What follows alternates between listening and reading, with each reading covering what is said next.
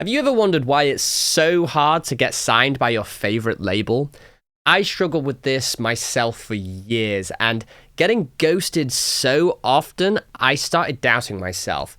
But once I cracked the exact process I'm about to share with you, I signed multiple tracks with Purified and Sakura. So in this video, I'm going to show you the 7-step process I refined over 10 years to actually get signed, so you can skip the pain of getting rejected and finally get your music signed by your dream label. Step 1. In my first few years in production, I'd be ultra focused on every single track I made, thinking that this is going to be the one that's going to be the one that got me that world tour, the Grammy Award, models DMing me daily on Instagram. I'd spend months perfecting every detail while my peers were dropping tracks, building an audience, and landing gigs. When I finally released my masterpiece, it flopped harder than a tech house drop in a yoga studio, and I had to start all over again with zero momentum, having to wait months before I could do another one. Lesson number 1 is spending months on one track is why you're stuck where you are. And labels want artists who show up consistently, not one-hit wonders. It's not the 80s anymore. It's about frequency and building relationships. You get good through volume, and speed follows. So, set yourself a goal, finish and release a track every month. Don't wait for perfection. Progress is what builds your career. Step 2. For years, I obsessed over the mixdown, spending endless evenings tweaking tiny details only to wake up and realize it sounded worse than before. I'd hit version 17 and feel like I was losing my mind, like chasing a mirage in the desert. The closer you get, the further it moves away, much like your parents' approval. So lesson number 2 is there's no such thing as perfect because the bar is always moving. The thing is, the bass can always be cleaner. The kick can always be better and punchier. It can always be improved, but at some point you hit diminishing returns. Even pros have to compromise. And this is exactly why labels have in-house engineers to help polish tracks, and why they'll give you feedback if they love your idea, like this exact email here from Sakura. The real secret is focusing on making the idea and vibe great. When I put my energy into the song itself, that's when labels started saying yes. So set a deadline, finish your mix, and release it. Progress beats perfection every time. Step 3. When I started releasing my first tracks, I threw everything at them. Playlist campaigns, big ad budgets, mass DMs to my followers, and anybody that's ever hit the like button. Plus, borderline spam email campaigns to my list. Now, I burned out quicker than a vape at a warehouse rave fast, and still wasn't happy with the results because I didn't know what I was doing and it wasn't working. The lesson number 3 is it's a marathon, not a sprint. Don't try to do everything at once. It's like trying to juggle 10 balls when you've only just learned to toss one. Of course you're going to drop them all, unless you're a natural ball handler like Bonnie Blue.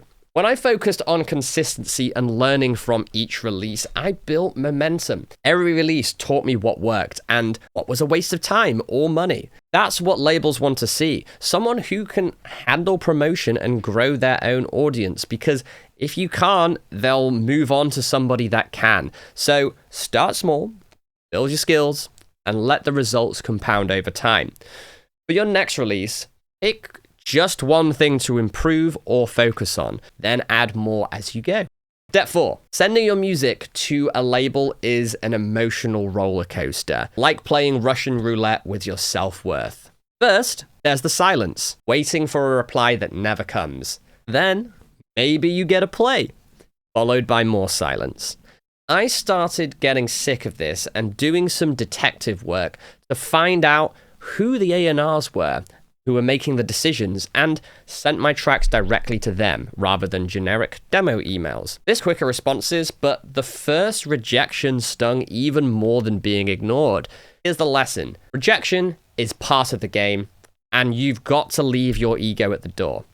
A&Rs are just people. It's rarely personal. And sometimes you do need to level up your skills, sure. Sometimes it's just not the right fit and it's a stylistic mismatch. So I started building real relationships, personalizing every message, and always mentioning something cool that they'd done or a recent release that I was vibing with from their label. Each of their replies would get warmer and warmer with more useful feedback. And I learned to lead with value, focusing on what I could offer them, plus, of course, the killer track. Not asking for marriage on the first date, but building something real with them over time. And that's when the signings started coming from Sakura and Purified and many other labels. But there were always still plenty of rejections along the way. And even now, having signed with my favorite labels, I still get tracks turned down. It's normal. It's part of the never-ending journey. But remember, rejection isn't the end. It's a no for now. It's just feedback to step closer to the next yes. Next time you send a track, focus on building a real relationship with the label, not just getting a yes right away. Step 5. I used to spam my friends with my new tracks, expecting them to be blown away and cause involuntary orgasm when they heard my music. I even made listening parties at my own house, only to watch my friends chat through the whole track and mumble, "Yeah, it's cool" at the end, with nothing specific. They weren't musicians, let alone producers, and even if they thought my track was totally whack, they didn't know how to explain why or provide anything helpful. Everything changed when I met my friend Paradox at Point Blank. He tore my track apart like I'd insulted his mother, but told me exactly what to fix and how and where I should be focusing to improve. Lesson 5 is not all feedback is created equal. Generic, "This is cool, bro" feedback just strokes your ego. What you actually need is honest, technical feedback from someone that's ahead of you. It can feel scary to get tough feedback, but it's the fastest way to grow. And that's how you get laser-focused knowledge to improve, make your tracks irresistible to labels, and start landing signings. A pro can tell you what's missing, how to fix it, and what to focus on next, so you can actually improve with every track. And that's why feedback is a core part of our accelerator community. More on that later. The next time, seek out real critique, not just compliments. Find someone who's further along in music production and ask for specific feedback from them. Step 6.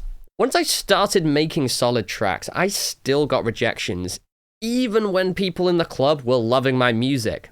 I'd play Until I See You Again or Close to Me, and people come up to me whilst playing and asking, "Hey, what's this track? When's it coming out?" and telling me I should release it and send it to their favorite labels. So I did. I sent those labels the tracks, but the label said no. It's to this or to that, like Goldilocks if she ran Afterlife. So here's the lesson. Sometimes not even labels know what's hot. Just because one person say no doesn't mean others won't say yes. Even the best tracks get rejected. It's not a verdict on your talent. So I released the tracks myself on my own label, and both hit Beatport #1 with thousands of streams and fans singing along whenever I played it live. And guess what? The next time I sent my music to those labels, they suddenly started paying more attention. And they couldn't ignore me anymore, especially after smugly sharing the screenshot of the top position on Beatport. So if you believe in your music and the crowd is vibing and you're getting truly good responses, don't wait for permission. Prove it yourself and the industry will follow. If you're getting great reactions but keep hearing no from gatekeepers, don't be afraid to go direct. Release your own music and let the audience decide. Step 7. For years, I was working alone. My friends were finance bros, doctors, but not producers. I had maybe 2 producer friends, and we were all stuck at the same level. Progress felt painfully slow. I spent hours on YouTube with no one to ask questions or check my work. I just ended up spinning my wheels for years and staying stuck. Eventually, I'd had enough. That's when I invested in my first mentoring program and found mentors and like-minded people. This is when my progress exploded. Lesson 7, you can't do this all alone. You need mentors, you need collaborators, and people who've already done what you want to do. It's normal to feel lost at first, but you don't have to stay there. Help is out there, but you can choose to stay stuck. It's like trying to climb a mountain with no map or no guide. Once you find the team, though, you start making real progress very quickly. The right support will show you your blind spots specifically to your situation and help you level up faster and open up doors you didn't even know existed. Every time I invested in myself, the payoff was bigger than I expected. Better music, more gigs, and finally the signings I dreamed of. Now, all of these steps are powerful, but if you can't finish tracks consistently, then none of this matters. It's like having all the ingredients but never making the meal. So don't let your music get stuck on your hard drive. Watch this video next to learn our exact workflow for finishing at least one track a week. That way, you can start sending your demos to labels and finally see real progress. And if you want professional feedback from us and loads of other opportunities to skyrocket your growth, click the link in the description and join our accelerator community. Let's get you finishing and releasing music that actually moves your career forward.